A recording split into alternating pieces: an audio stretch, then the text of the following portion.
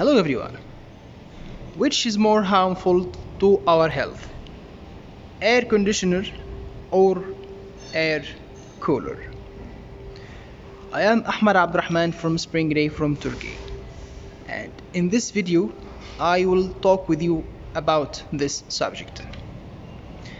An air conditioner circulates the internal air of the room over and over again, whereas an air cooler pulls fresh air from outside and then cool it down, so much so that the air circulated from an air cooler is preferable for people with asthma or dust allergy.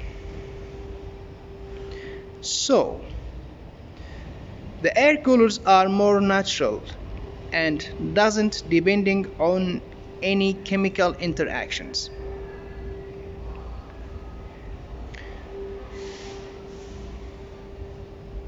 And also she makes the air in the place where is she working is natural, and she's refreshing it all the time, and she will makes you sense the breeze of the nature.